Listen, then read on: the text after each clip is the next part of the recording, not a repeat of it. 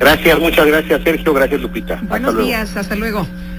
En las reformas electorales que se llevaron a cabo particularmente desde 1996, vimos una serie de medidas que buscaban impedir el resurgimiento de un partido hegemónico. Se buscaban contrapesos, de manera que si había una presidencia de un partido político hubiera contrapesos en el Congreso para obligar a la negociación, para obligar al diálogo entre los distintos grupos políticos de nuestro país. Pero ¿qué pasó? ¿Qué pasó? Hoy tenemos una presidencia en manos de Morena y también un Congreso que en sus dos cámaras está en manos de la misma organización política. Vamos a conversar con Ciro Murayama, es consejero electoral del INE, y él acaba de publicar en la revista Nexos, un artículo que llama poderosamente la atención. Creo que es un artículo que hay que leer en detalle, que se llama La captura del Congreso por Morena. Ciro Murayama, gracias por tomar nuestra llamada. Hola, muy buenos días. Quiero en primer lugar felicitar que estén ustedes en este nuevo espacio radiofónico, y hubiera sido una muy mala noticia que no estuvieran ustedes al aire cada mañana. Qué bueno que están de vuelta. Muchas gracias. Ciro, te lo agradecemos. Y cuéntanos, en primer lugar, ¿qué pasó técnicamente hablando para que este sistema que se había creado con la idea de que hubiera siempre contrapesos al poder de la presidencia, pues haya desaparecido? ¿Qué pasó? Pues fíjate que es un asunto en el que hemos reparado poco, porque si bien el 1 de julio del año pasado Andrés Manuel López Obrador ganó con toda claridad y contundencia la presidencia con el 53% de los votos, los partidos de su coalición no fueron tan exitosos en la votación al Congreso. Ahí ellos, sumando todos los partidos de Morena, PT y Encuentro Social, tuvieron menos del 44% de los votos. ¿Qué quiere decir esto? Que los partidos hoy opositores tuvieron el 56% del apoyo popular. Es decir, hubo una mayoría de electores que quiso construir un contrapeso legislativo al presidente. Es más, hay 5 millones de electores de López Obrador que le llevaron a él a Palacio Nacional y que al mismo tiempo votaron por partidos contrarios al Senado y a la Cámara de Diputados, precisamente para acotar el poder presidencial. ¿Cómo es posible que la mayoría en las urnas que se pronunció en el Congreso por otros partidos se volviera minoría en asientos legislativos y el presidente, a pesar de no haber obtenido la mayoría de votos en el Congreso, tenga la mayoría en las bancadas?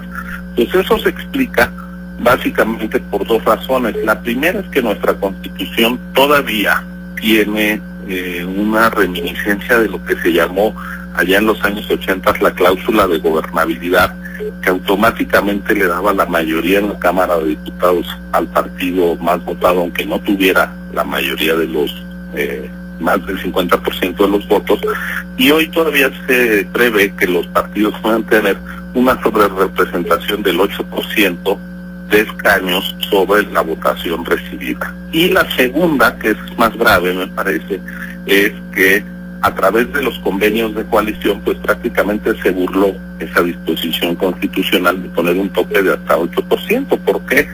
Porque la coalición Juntos Haremos Historia, con ese 43% de los votos, acabó teniendo prácticamente 62% de los diputados. ¿Cómo fue eso posible? Porque los triunfos de Morena en realidad los hicieron aparecer como triunfos del PT y Encuentro Social, que no ganaron un solo distrito en todo el país, ni uno solo de los 300 distritos electorales, y sin embargo se les apuntó como candidatos de esos partidos. Son 114 diputados que pasaron como de estos partidos, y entonces esos no contaron para la sobrerepresentación de Morena, y Morena pudo recibir 85 diputados plurinominales. Esto es lo que explica, por un lado, la Constitución, y por otro lado, el colocar como de otros partidos candidatos propios, lo que le da esta sobrerepresentación. Yo creo que pues lo primero que debemos de hacer es reparar en este hecho, la mayoría de los electores no votó al Congreso por estos partidos y se está distorsionando la voluntad popular, uno por una fórmula constitucional añeja que ya deberíamos de desterrar de nuestro mapa jurídico, y otro pues por una estrategia que vulnera la propia Constitución y que debería ser corregida. Oye, pero suena interesante cómo se han dado todos estos movimientos, porque no es una trampa, se ha permitido por las reglas que tenemos. Tú dices al principio de este artículo que es uno de los logros más importantes hacer efectiva precisamente la división de los poderes, cómo se ha ido distribuyendo el poder, cómo se ha ido distribuyendo el Congreso, y bueno, ahora por estas maniobras y por estos alianzas entre los partidos políticos, lo que vemos es que prácticamente pues tenemos un partido muy poderoso. Pues sí, yo creo que justamente el haber conseguido a través de el respeto al voto que la pluralidad de la sociedad mexicana se expresara fue lo que acotó al otrora presidente hiperpoderoso, aquel que Jorge Carpizo decía que tenían facultades metaconstitucionales. El presidente desde 1997 hasta 2018 estuvo obligado, los distintos presidentes, a pactar con las oposiciones cada una de las iniciativas legales, el presupuesto de egresos de la Federación cada año, y eso desapareció este año justamente por esta sobrerepresentación. Es decir, no es cierto que exista un partido hegemónico en las urnas.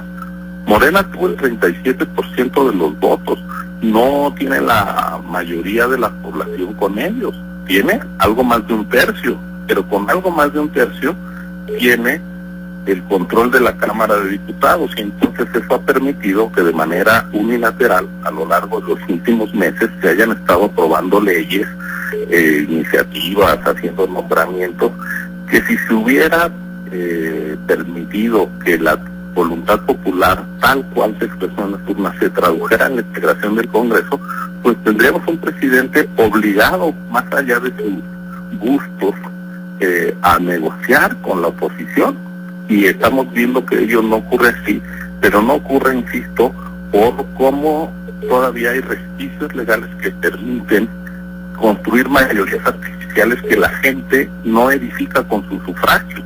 Y yo creo que este es un asunto que nos debe de llevar a revisar nuestras normas para que sea posible que lo que la izquierda democrática reivindicó en las reformas de los años 80 y 90, que era tanto porcentaje de votos tienes, tantos diputados tienes, tanto porcentaje de la Cámara tienes, pues se haga realidad a efecto de que la decisión de la gente de darle la presidencia a alguien, pero al mismo tiempo que sea una presidencia acotada, sujeta a contrapesos, a la división de poderes, pues sea una realidad. Lamentablemente, hoy lo que tenemos es que esta voluntad popular expresada en las urnas no se tradujo en la conformación del Congreso. Ciro Murayama, consejero del Instituto Nacional Electoral, gracias por esta conversación. Gracias a ustedes, muy buen día. Gracias, buenos días. Son las 8 de la mañana con 54 minutos.